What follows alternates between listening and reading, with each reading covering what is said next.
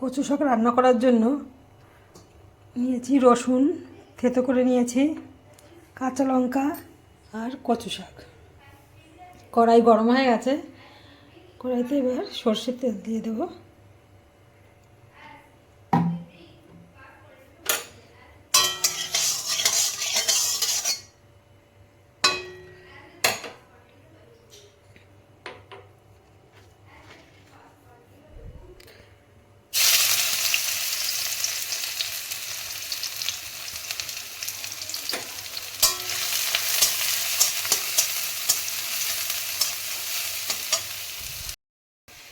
রসুন লাল লাল করে ভাজা হয়ে গেছে, এবার কচু শাকগুলো দিয়ে দেবো।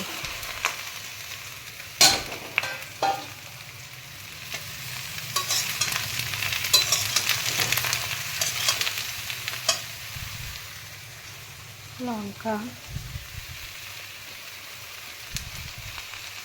একবার দেখে নিই সিদ্ধ হলো কিনা।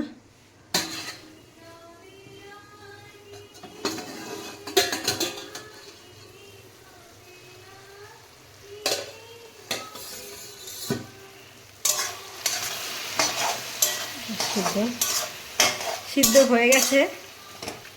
এবার আস্তে আস্তে করে জাল দিয়ে রসটা টানিয়ে শুকনো শুকনো করতে হবে, তাহলেই আমার হয়ে যাবে কচু শাক।